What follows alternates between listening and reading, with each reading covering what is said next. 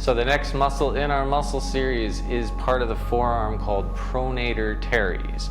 Now there's a ton of muscles in the forearm, and we probably won't get to all of them in this series, especially the main ones that you already know about, but a lot of us forget about, we talk about flexors, we talk about extensors, but a lot of people miss rotators. And Pronator Teres pronates, right? Pronation is turning the forearm down.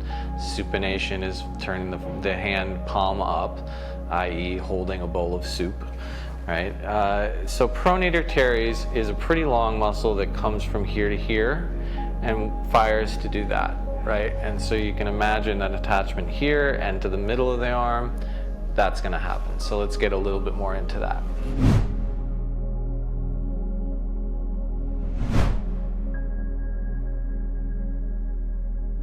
So Pronator Teres attaches roughly here to roughly there, and specifically here we're talking about a Latin term called the medial supercondyle of the humeral ridge and the coronoid process of the ulna.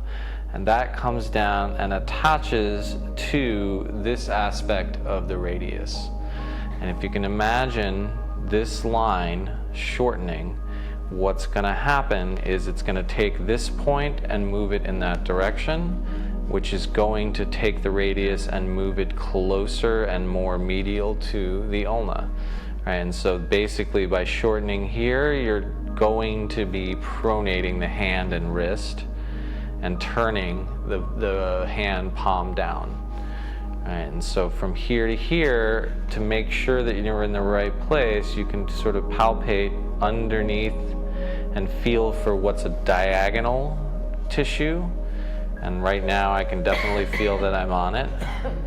And you should be able to feel, unlike the forearm, the finger flexors, wrist flexors that move in this direction, you're gonna feel this move diagonally through here.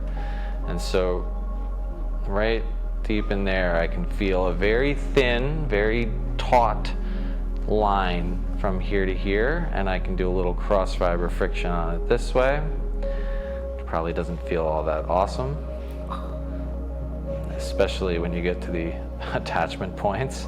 So now that I've found it and I can palpate it, and again, it is really going to be very thin underneath all of here.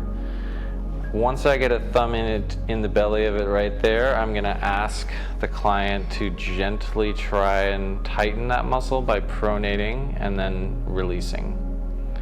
And so now undo and just a little bit of that back and forth. Pronate, undo that.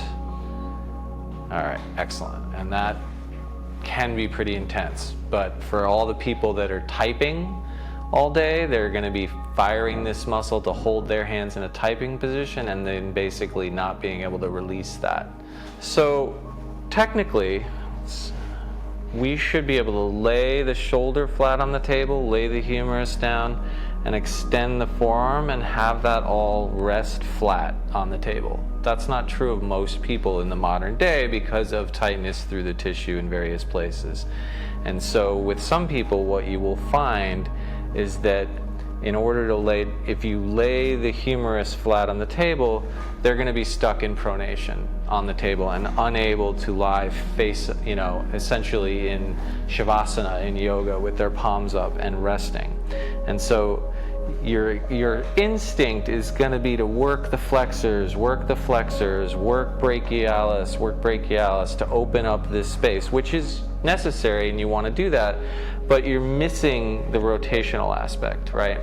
And so that Pronator Teres also needs to release to allow the forearm and upper arm to rest in a more neutral position.